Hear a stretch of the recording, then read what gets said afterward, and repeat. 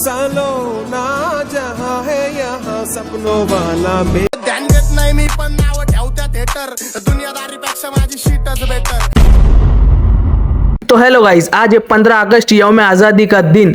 तो इसी खूबसूरत दिन को सेलिब्रेट करने के लिए आज हम आए थे श्री साई विट्ठल अनाथ आश्रम में। और हम लोग इधर क्यों आए, किस लिए आए, ये तो आपको आगे पता चल ही जाएगा। और इधर आने से पहले ही इधर के जो महाराज है उनको हमने कॉल करके बता दिया था कि हम लोग आने वाले हैं। और ये जो आप लोग सामने देख रहे हो यही वो महाराज है जो कि सिर्फ 22 साल के है। और यही महाराज इधर पूरे 30 बच्चों को संभालते हैं जो कि बिल्कुल ही अनाथ है। और यही वो बच्चे है जिनके अभी मैं बात कर रहा था, कितने प्यारे प्यारे और मासूम मासूम बच्चे है ये। और ये आश्रम में जो भी आता है उसको पहले अपना इधर सिग्नेचर करना पड़ता है। पहले अमन ने सिग्नेचर किया, फिर उसके बाद में मैंने भी सिग्नेचर कर लिया। और इधर ये बच्चों के लिए हम लोग मिठाई लेके आए थे और वो मिठाई वाले को हमने बोला था कि तिरंगा मिठाई दे, और इनने तो अलग ही कलर की मिठाई दे दिया। और उनका एक लेटर था जो कि पूरा भर के देना था, वो शाकिब भैया भर रहे थे। और ये बच्चे भी इधर मस्त खेल रहे थे, कोई बच्चा पढ़ाई कर रहा था और कोई बच्चा सोया था। और ये जो चॉकलेट का बॉक्स है वो तो बच्चों के लिए लाया था, लेकिन बच्चों के बरोबर हम भी इधर बच्चा बन गए। और गुड्डा ने भी एक चॉकलेट लिया, शाकिब भैया ने भी एक ले लिए और मैंने भी एक लेके खा लिया। और वो महाराज को भी एक चॉकलेट खिला लिया हमने।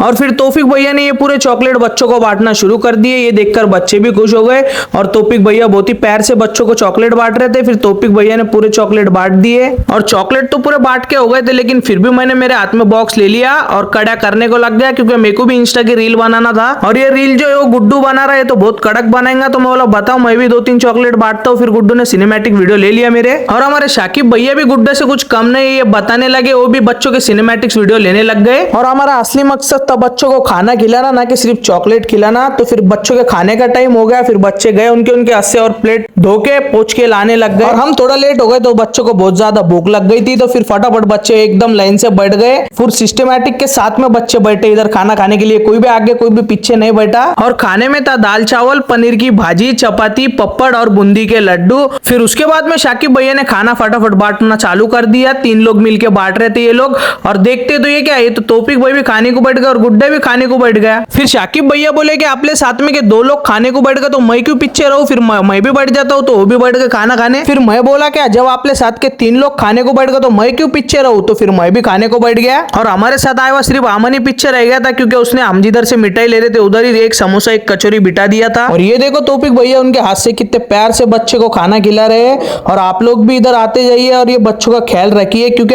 अपने बर्थडे को अपन कितना भी खर्चा कर लेते होटल में इधर उधर, तो कभी ये बच्चों का भी ख्याल रखिए। आपके बर्थडे पे इधर आइए और इधर खर्चा करिए बच्चों में। फिर हम लोग ने बच्चों के साथ थोड़ा हंसी मजाक करे, थोड़ी कॉमेडी करे, उनको खुश करे। फिर इतना सारा वक्त वहां पर बिताने के बाद में तौफिक भैया ने बोले थोड़ा और बिता देते हैं। फिर तौफिक भैया ने एक बच्चे के आंख को पट्टी बांधकर लप्पा छुप्पी खेले वहां पर। और साइड में खड़े रहकर गुड्डे गाना गा रहा था, लप्पा छुप्पी बहुत हुई सामने आ जाना।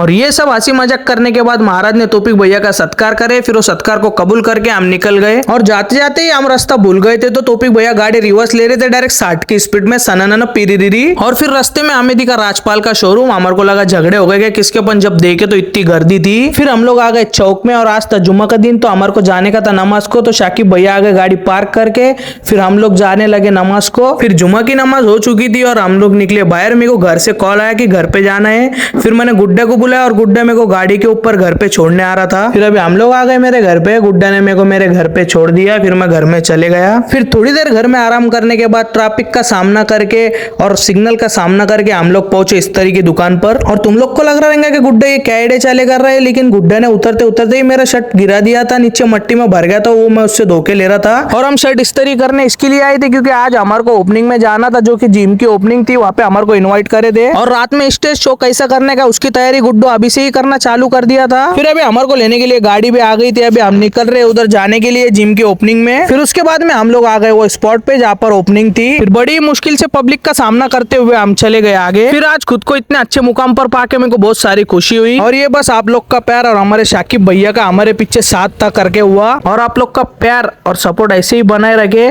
और चैनल को सब्सक्राइब करे। तब तक के लिए बाय।